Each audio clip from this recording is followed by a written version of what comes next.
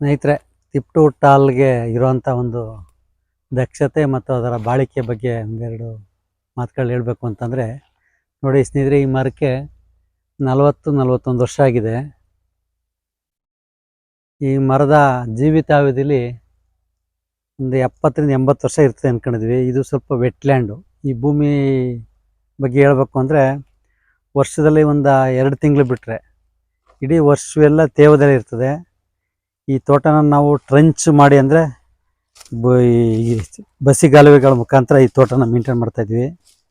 ಸ್ನೇಹಿತರೆ, ತಿಪ್ಟು ಟಾಲು ಏನಕ್ಕೆ ಇಷ್ಟಪಡ್ತೀವಿ ನಾವು ಅಂತಂದರೆ, ಇದಕ್ಕೆ ಲೈಫ್ ಟೈಮ್ ಇದೆಯಲ್ಲ, ಅದು ಕನಿಷ್ಠ ಪಕ್ಷ 70-80 ವರ್ಷ.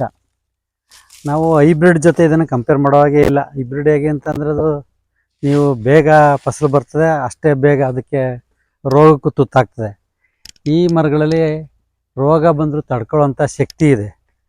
ಈ ತೆಂಗಿನ ತೋಟ ಬಂದು ನೀವು ಮಿನಿಮಮ್ ನಮ್ಮ ಲೆಕ್ಕ ನನ್ನ ಅಥವಾ ನಮ್ಮ ಕುಟುಂಬದ ಅನುಭವ ಹೇಳಿದ್ರೆ, ಒಂದು 70-80 ವರ್ಷದ ಮರಗಳಲ್ಲೂ ನಾವೀಗ ಒಂದು ನಾರ್ಮಲ್ ಇಳುವರಿನ ಪಡಿತಾ ಇದ್ವಿ. ಆಮೇಲೆ ರೋಗ ಅಂತ ಬಂದರೆ ಇದಕ್ಕೆ ತುಂಬ ಕಡಿಮೆ. ಯಾಕೆ ಅಂತಂದರೆ, ಇದಕ್ಕೆ ರೆಸಿಸ್ಟೆನ್ಸ್ ಪವರ್ ಇದೆ, ತುಂಬ ಚೆನ್ನಾಗಿದೆ. ಬೇರೆ ಬೆಳೆಗಳಿಗೆ, ತಳಿಗಳಿಗೆ ಕಂಪೇರ್ ಮಾಡಿದಾಗ ತಿಪ್ಟು ಟಾಲು ಟಾಪು. ಏನು ನಮ್ಮಲ್ಲಿ ಈಗ ಈ ಭಾಗದಲ್ಲಿ, ಏನು ಮಂಡ್ಯ ಭಾಗದಲ್ಲಿ ಏನು ತಿಪ್ಟು ಟಾಲ್ ತಳಿಗಳಿದೆ, ಇದು ತುಂಬ ದಿನಗಳಿಂದ ಬಂದಿರುವಂಥದ್ದು. ಈಗ ಇದು ಹೊಸದಾಗಿ ಯಾರು ತಳಿನ ಪ್ರಿಪೇರ್ ಮಾಡಿಲ್ಲ. ಹಾಗಾಗಿ ಬೆಳೆಗಳು ಅಂತ ಬಂದರೆ ಇದು ತುಂಬ ಚೆನ್ನಾಗಿ ಬರ್ತದೆ.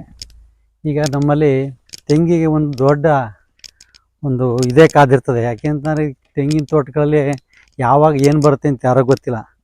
ನಮಗೆ ಶಾಶ್ವತವಾದ ಒಂದು ಏನು ಹೇಳಿ ತೊಡಕು ಅಂತಂದರೆ ಸಿಡಿಲು.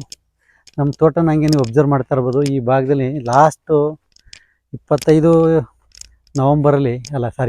ನವಂಬರಲ್ಲಿ ಒಂದು ಸಿಡಿಲು ಹೊಡೆದು, ಆ ಸಿಡಿಲಿನ ಇದಕ್ಕೆ ಸುಮಾರು 20-22 ತೆಂಗಿನ ಮರ, ಒಂದು 10-15 ಅಡಿಕೆ ಮರಗಳು ಶಾಶ್ವತವಾಗಿ ಸತ್ತೇ ಹೋದವು ಒಂದು ಕಡೆ. ನೋಡಿ, ಅದರದ ಬುಡಗಳು ಇನ್ನೂ ಇವೆ. ಕೆಲವು ಬುಡ ಎಲ್ಲ ಕಿತ್ತಲ್ಲೆಲ್ಲ ಬಿಸಾಡಿದ್ದೀವಿ. ಈ ಜಾಗದಲ್ಲಿ ಮತ್ತೆ ನಾವು ತೆಂಗಿನ ಬೆಳೆಸೋದು ಅಷ್ಟು ಈಸಿಯೆಸ್ಟ್ ವೇ ಅಲ್ಲ. ಏಕೆಂದರೆ ಅದು ಏನೇನ್ತೀವಿ ರಭಸ ಭೂಮಿನಲ್ಲಿ ಹೆಂಗೆ ಅದು ತಿಂದುಬಿಟ್ಟಿರ್ತದೆ. ಹಾಗಾಗಿ ನಾವು ತೆಂಗಿನ ಸಿಡಿಲು ಬಡ್ತಕ್ಕೆ ಬಿದ್ದಿರೋಂಥ ಮರಗಳು, ಬುಡಗಳು ಇನ್ನೂ ಕೆಲವು ತೆಗೆದಿಲ್ಲ, ಕೆಲವೆಲ್ಲ ತೆಗೆದಿದ್ದೀವಿ.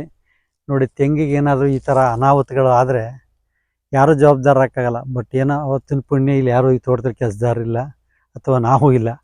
ಈ ಸಿಡಿಲಿನ ರಭಸ ಎಷ್ಟದೆ ಅಂತ ಅದು ಇಮ್ಯಾಜಿನ್ ಮಾಡೋಕ್ಕಾಗಲ್ಲ. ನಮ್ಮ ತೋಟಕ್ಕೆ ಬಂದು ನೋಡಿದಾಗ ಎಲ್ಲ ಮರಗಳು ತನ್ನ ಗರಿನ ಇಳೆಬಿಟ್ಟು ಕ್ರಮೇಣವು ಸಾವನ್ನಪ್ಪಿದ್ವಿ. ತೆಂಗಿಗೆ ಸಿಡಿಲು ಹೊಡೆದು ನಾವು 1 ಮರ 2 ಮರ ಕಳ್ಕೊಂಡಿದ್ದು ನೋಡಿದ್ವಿ. ಬಟ್ ಒಂದೇ ಬಾರಿ 20-25 ಮರ ಸಾಯ್ತೀವಿ ಅಂತ ನಮ್ಮ ಕನಸಲ್ಲೂ ಅಂದ್ಕೊಂಡಿರಲಿಲ್ಲ. ಬಟ್ ಸಿಡಿಲಿನ ರಭಸ ಎಷ್ಟಿರ್ತದೆ ಅನ್ನೋದಕ್ಕೆ ಇದು ನಮ್ಮದೊಂದು ಸಣ್ಣ ಎಕ್ಸಾಂಪಲ್ ಅಂತ ಹೇಳೋಕ್ಕೆ ಇಷ್ಟಪಡ್ತೀನಿ.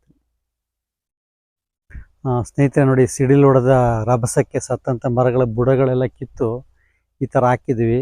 ಜೊತೆಗೆ ಈ ಭಾಗದಲ್ಲಿ ಮತ್ತೆ ತೆಂಗಿನ ಹಾಕ್ಬೋದು, ಹಾಕ್ಬಾರ್ದು, ಇದ್ರ ಬಗ್ಗೆ ನಮಗೆ ಮಾಹಿತಿ ಇಲ್ಲ.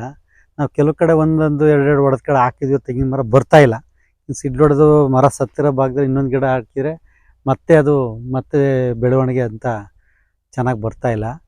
ಬಟ್ ನಿಮಗೇನಾದರೂ ಸಿಡ್ಲು ಹೊಡೆದಿರೋ ಜಾಗದಲ್ಲಿ ತೆಂಗಿನ ಗಿಡ ಹಾಕ್ಬೋದು ಅನಿಸಿದರೆ ನಮಗೆ ಒಂದು ಕಾಮೆಂಟಲ್ಲಿ ತಿಳಿಸ್ಬೇಕಾಗಿ ಹೇಳ್ತೀನಿ.